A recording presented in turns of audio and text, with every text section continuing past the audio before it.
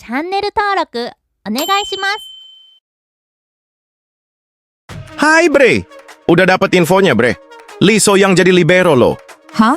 Serius lu, Bang? Iya lo sayang. Pada pertandingan melawan High Pass semalam, Lee So-young jadi libero lo. Berita dari mana, Bang? Nih, baca deh Hani. Mana? Sini adik baca. Oh alah. Tanda-tanda krisis yang mulai tercium oleh manajer IBK Altos di putaran keempat akhirnya menjadi kenyataan. Padahal, setelah putaran ketiga berakhir, harapan untuk paruh kedua musim masih bergema dalam nyanyian, membayangkan musim bola voli musim semi yang luar biasa.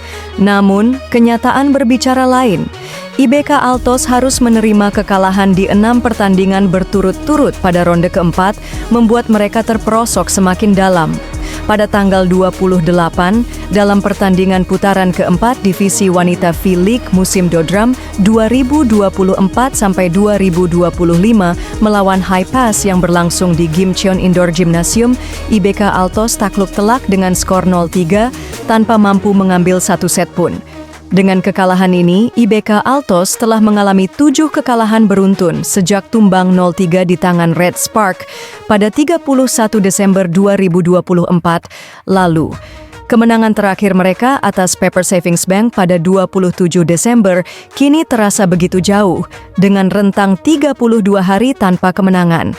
Meski absennya setter utama Cheon Shin-tong karena cedera, ditambah cedera bahu yang menimpa Lee So-young dengan nilai kontrak 700 juta won, turut menjadi faktor penurunan performa, sulit dipercaya bahwa tim dengan pemain-pemain bintang seperti Victoria, salah satu pencetak skor terbanyak, veteran Hwang Min-kyung, dan pemain tengah tim nasional Lee Ju-ah tetap gagal bangkit. Ini benar-benar sebuah tragedi. Mereka bertahan dengan catatan 11 kemenangan, 13 kekalahan, dan mengumpulkan total 34 poin. Di atas mereka, tim-tim papan atas tampak semakin jauh, sementara di bawah, I-Peppers dan High Pass terus mengejar dengan ketat.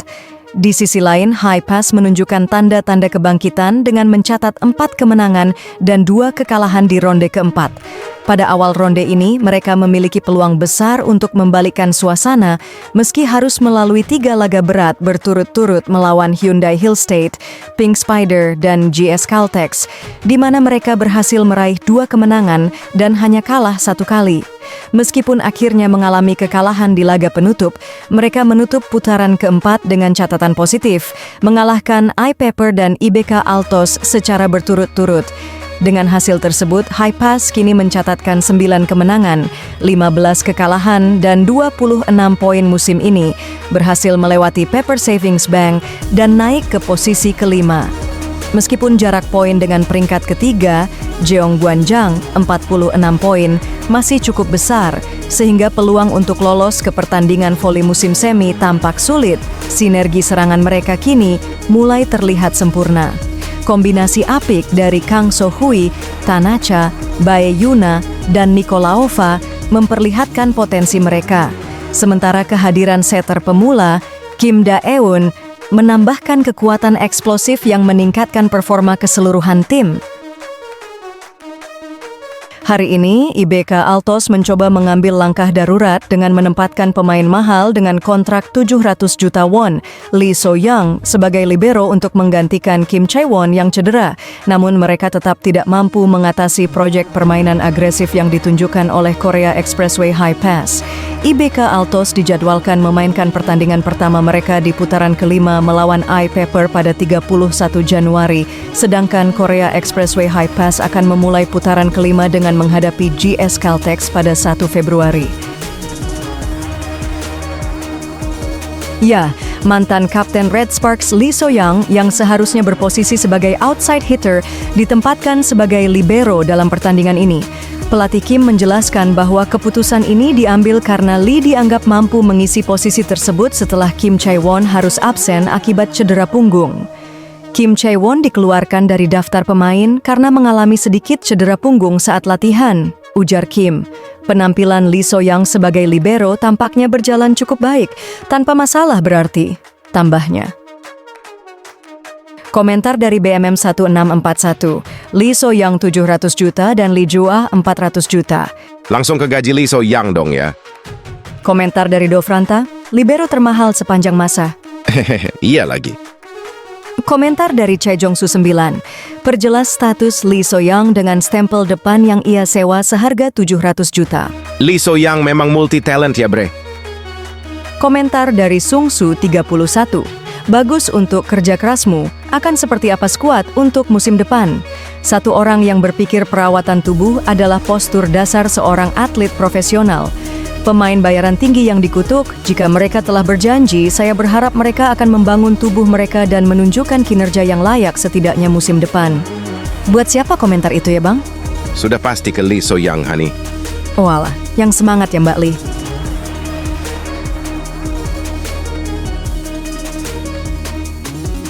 Pada akhirnya, Kim sepenuhnya menyadari bahwa ia harus mampu membawa timnya keluar dari krisis ini, setidaknya dalam 2 putaran terakhir musim ini. Langkah tersebut menjadi sangat penting mengingat IBK Alto semakin tertinggal dari Red Sparks yang semakin kokoh di peringkat ketiga, posisi terakhir dalam zona playoff. Hal pertama yang harus kami lakukan adalah keluar dari situasi sulit ini, tegas Kim. Para pemain terlalu fokus untuk menang, sehingga mereka tidak bisa bermain sebaik mungkin, dan akhirnya jatuh dengan sendirinya. Saya sangat kecewa karena kami kalah di semua pertandingan dalam putaran ini, tetapi saya akan bekerja lebih keras bersama para pemain di 2 putaran terakhir, tambahnya. Raut wajah Kim tampak muram dan penuh kekecewaan, menunjukkan betapa sulit baginya untuk memberikan komentar lebih jauh mengenai penampilan Victoria Dancak dan rekan-rekannya. Penyesalan tersebut tak lepas dari absennya pemain kuota Asia asal Cina, Chen Shintong, yang masih harus menepi akibat cedera. Hari ini, Korea Expressway Corporation bermain dengan sangat baik dan terorganisir, ujar Kim, seperti dikutip dari laman The Spike. Kami tidak memiliki Chen Shintong, sehingga sulit untuk menembus pertahanan mereka, tambahnya. IBK Industrial Bank of Korea, yang sebelumnya kalah telak di set pertama dan kedua, sempat menunjukkan perlawanan dengan membalikkan keadaan di set ketiga. Meski sempat bermain ketat, keadaan kembali sulit setelah mereka kehilangan 3 poin berturut-turut saat kedudukan 19-19. Pelatih Kim Ho-cheol yang meminta waktu jeda memberikan teguran keras kepada para pemainnya. Bukankah seharusnya kalian mengatakan sesuatu? Bagaimana kalian bisa mengharapkan keberuntungan jika kalian sendiri tidak berusaha maksimal? Ucapnya. Teguran tersebut membawa sedikit efek pemulihan. Saat skor 22-24, Victoria dan Hwang Min-kyung berhasil mencetak poin berturut-turut, memaksa pertandingan berlanjut hingga deuce.